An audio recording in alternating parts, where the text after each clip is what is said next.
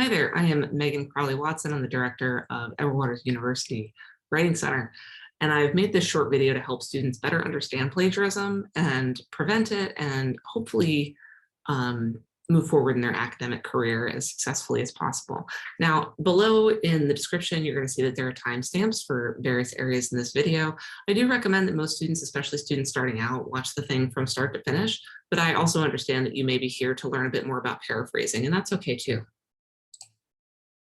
So first, the big question on the main page here, did you plagiarize? It really depends. And I hope if after watching this video, if you don't know, that you'll visit the Writing Center. We're pretty easy to find. We're on campus in GWJ16. So let's start with how to avoid plagiarism, a student's guide, right? And I'm calling this a student's guide because students often don't know many of the things we're about to talk about or haven't really thought them through very thoroughly. We're going to talk about why we're talking about all of this, like why it's important. We're going to offer some context, basically. We're going to talk about what plagiarism is, why people do it, the types of plagiarism, paraphrasing and summarizing, self-plagiarism, what buying essays is all about and why that's a big deal, and then how to get help with your essay, right? Each one of these will be on a timestamp in the description for you to click to, if you please. So first, why are we talking about this? We're going to talk a little bit about academic culture here and why students find it difficult to adapt to it sometimes. So first of all, what's the big deal, right? The big deal for us, at least for educators, is that when you enrolled in college, you decided to join a club. This club is made up of scholars. You are now a scholar, right? Scholars love creating and sharing knowledge in their fields. And you're in the process of joining that field's conversation right now. So if you're a psychology major, you are currently joining the conversation in the scholarship community of psychology. And when we join a conversation, we want to have our own things to say. And if we learn something from someone else, we want to tell other people where we learned it. Why am I always so confused? And by this, I get this question a lot from students who have like just started college and they're kind of they have all this terminology thrown at them, colloquium, syllabi, right? All kinds of words that sometimes they've heard, but don't have like a tight grasp on the term. And other times they've never heard at all. So people in academia, people who work where I work and in the field in which I work, use a lot of specific language, sometimes jargon, and that's true in any field. But a lot of the time we assume that students are just going to pick it up as they go or that it's going to click for them. And that's not always true. So I definitely advise you, if you don't understand something, please just ask for help. Ask whatever question that you have. Part of college is learning how to get help, how to be your own advocate, right? You are the only and best advocate for yourself, your learning, and your experience here in college.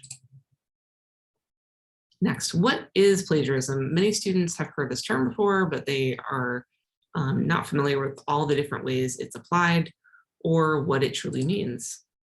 So first of all, there are two main kinds of plagiarism. There's accidental, and then there is intentional, right? Unintentional or accidental is an accident, right? It's a student didn't properly attribute via citation or they didn't cite properly.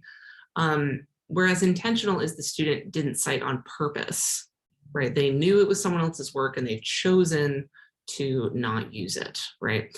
And down at the bottom here, I would recommend pausing and sort of taking a look at what I mean here, some background knowledge, right? What is citation? And I have a little definition for you here and then an example. Here are the main types of intentional plagiarism. So these are the types of plagiarism that people do when they know that they are choosing to use someone else's work.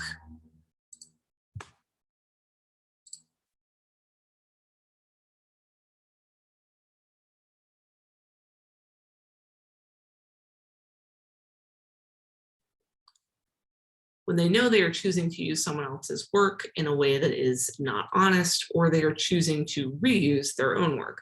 So first there is direct. This is probably the kind that you're already aware of. Direct plagiarism means someone's copied and pasted words from another person, word for word, and presented that as their own.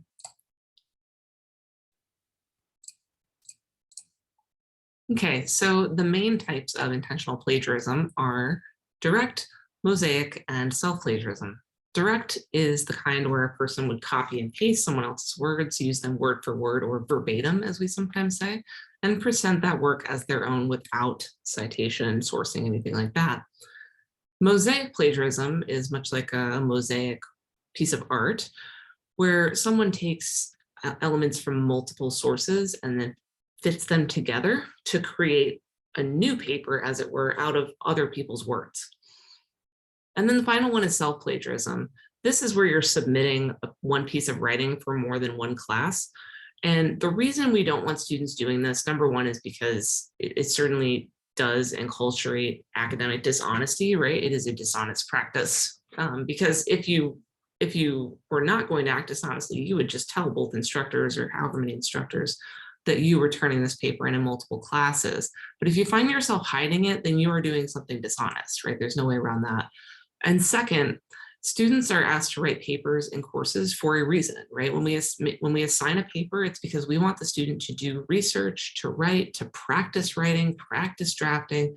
And if you're writing one paper and turning it in for 3 classes, you are doing 1/3 of the academic work that you should be doing. And that represents part of your learning as a scholar, right? So you're doing 1/3 of the learning you should be doing, and that's a real problem. When you graduate, we want you to be as proficient as possible in your discipline. The main types of unintentional plagiarism are listed here.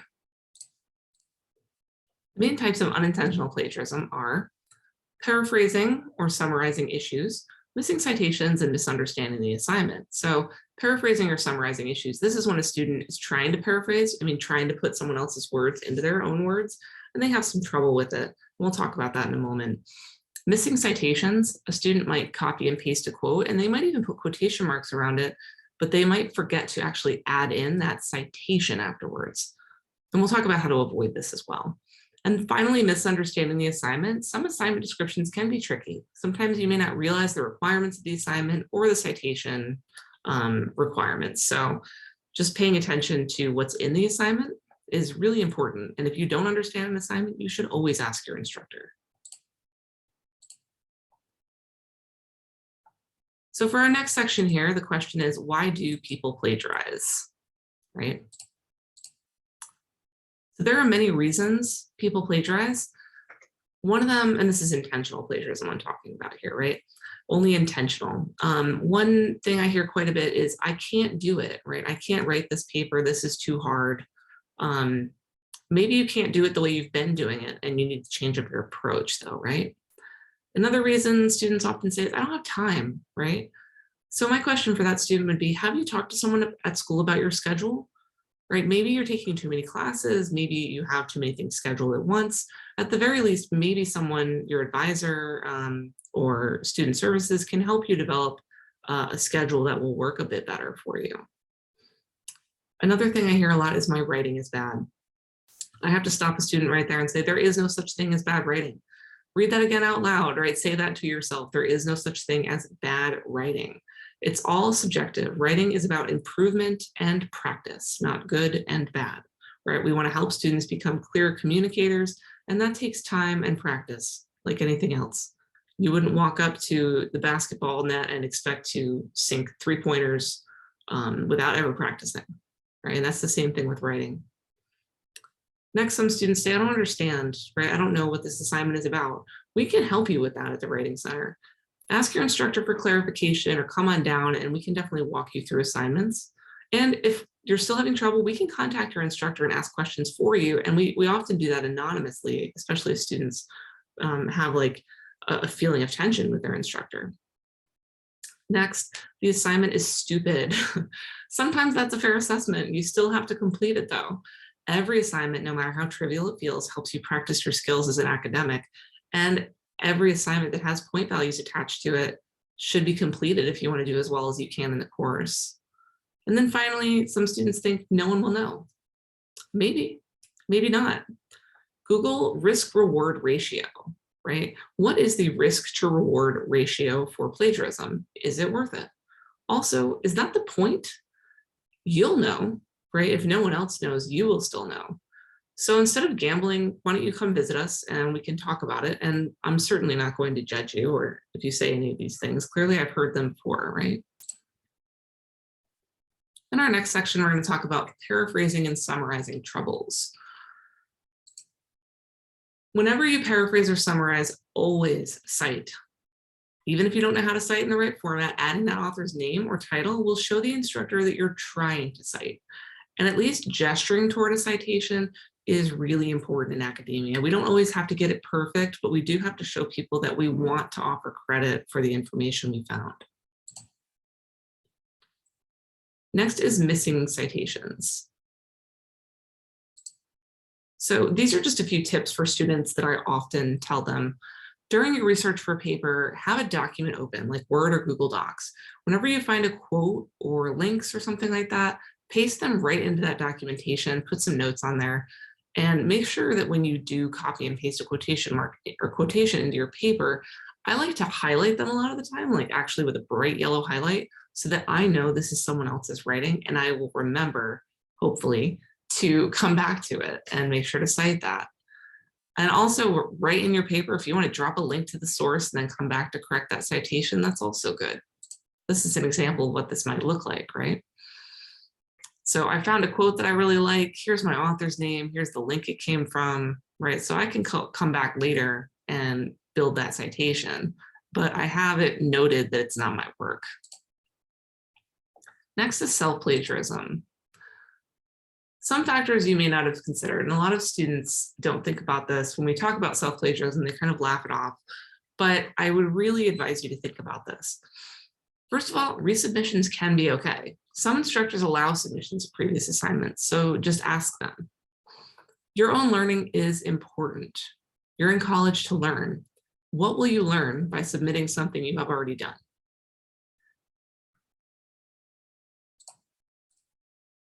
Finally, assignments are different from semester to semester.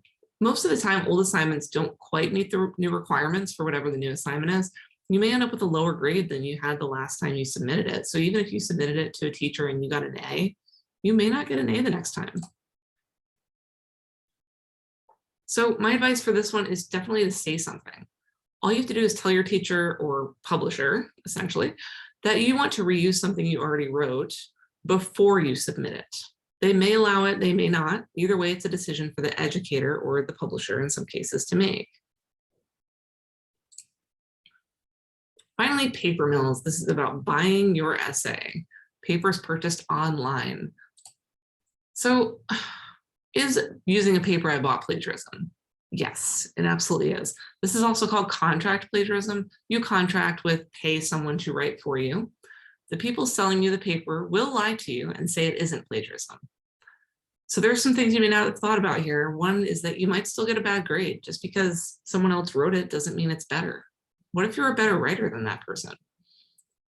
Next, it's expensive. You have a lot of papers in your college career. This is not a long-term solution. Practicing is. What about if I ask my friend or family member to help me write, right? I say that's great. Supportive friends and family are critical to your success. There are some things they should do and some things they shouldn't do. They can help by reading your work and offering their opinions. They can help you research, like help you find things and help you understand sources. They can definitely help you understand the assignment or listen to you, offer emotional support, and snacks, right? We love snacks. Things they should not do at any point. They should not write any part of your paper for you. They should not edit for you, although I should note this is not plagiarism, having someone edit for you. The reason I say this is because students need to learn to edit their own work.